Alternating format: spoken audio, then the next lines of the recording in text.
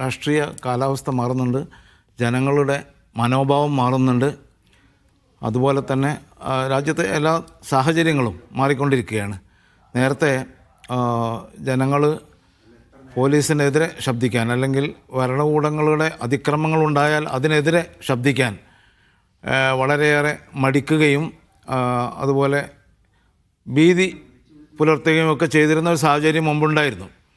ഇപ്പോൾ ഈ നമ്മുടെ കോക്രോച്ച് ജന്തർ മന്ദിറിൽ നടത്തിയ സമരത്തെ തുടർന്ന് എന്ന് പറയാനാവില്ല. അതൊരു കുറച്ചു കാലം നീണ്ട ഒരു പ്രക്രിയയുടെ ഭാഗമായിട്ട് അതിൻ്റെ പര്യവസാനമായിട്ട് സംഭവിച്ചതാണ്.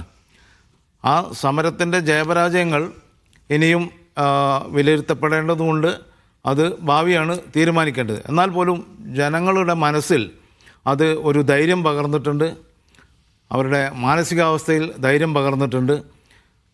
നേരത്തെ ഡൽഹിയിൽ പലതരം സമരങ്ങൾ നടന്നിട്ടുണ്ട്. ആ സമരങ്ങളോടൊക്കെ തന്നെ പോലീസ് ഇതുപോലെ തന്നെ അല്ലെങ്കിൽ ഇതിനേക്കാൾ ഉപരിയായിട്ടുള്ള അതിക്രമങ്ങൾ കാണിച്ചതിൻ്റെ ചരിത്രം നമ്മുടെ മുമ്പിലുണ്ട്. ആ കേസുകളിലൊക്കെ തന്നെ സമരം ചെയ്ത നിരപരാധികളായ ആളുകൾ ഇപ്പോഴും കടുത്ത നിയമങ്ങൾക്ക് വിധേയമായിട്ട്, കരിനിയമങ്ങൾക്ക് വിധേയമായിട്ട് ജയിലുകളിൽ അകപ്പെടുകയും ജാമ്യം ലഭിക്കാനുള്ള എല്ലാ നിയമവശങ്ങളും ഉണ്ടായിട്ടും നിയമ സൗകര്യങ്ങളുണ്ടായിട്ടും അത് നൽകപ്പെടാതെ ഇന്നും ജയിലുകളിൽ കഴിയുകയും ചെയ്യുന്നതിൻ്റെ ഉദാഹരണങ്ങൾ നമ്മുടെ മുമ്പിലുണ്ട്. അപ്പോൾ അങ്ങനെയുള്ള ഒരു സാഹചര്യം നിലനിൽക്കുമ്പോഴാണ് ഈ ഒരു സമരം വന്നിരിക്കുന്നത്.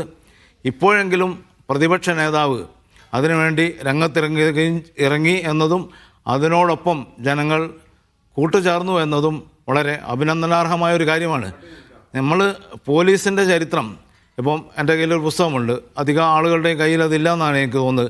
ഈ വിഭൂതി നാരായണൻ റായ്, അദ്ദേഹം പോലീസ് അക്കാദമിയുടെ തലവനായിരുന്നു. അദ്ദേഹം എഴുതിയിട്ടുള്ളൊരു പുസ്തകമുണ്ട്.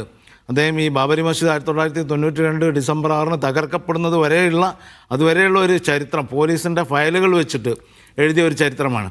അതിൽ അദ്ദേഹം പ്രത്യേകിച്ച് ഡൽഹി പോലീസ്, പൊതുവെ പോലീസ് എന്നാൽ ഡൽഹി പോലീസും നടത്തിയിട്ടുള്ള ഒരുപാട് അതിക്രമങ്ങൾ വിവരിക്കുന്നുണ്ട്.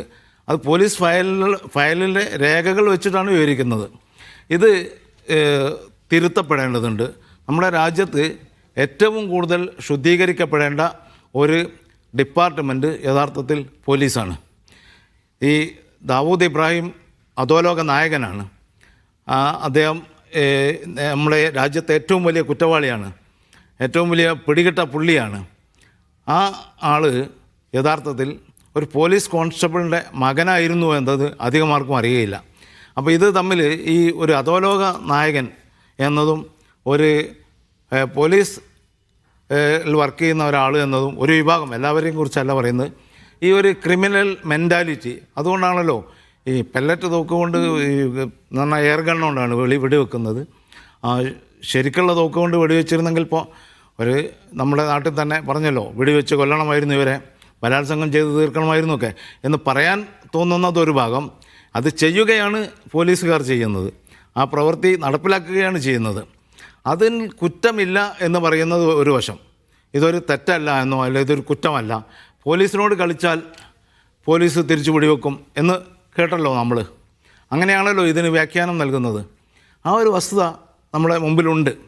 അപ്പോൾ അതിൽ നിന്നുള്ള ഒരു മാറ്റം ഇപ്പോൾ സംഭവിച്ചുകൊണ്ടിരിക്കുന്നു. അതെല്ലാ തലത്തിലും പ്രതിഫലിക്കും എന്ന് തന്നെയാണ് എനിക്ക് അഭിപ്രായപ്പെടാനുള്ളത്. ശരി.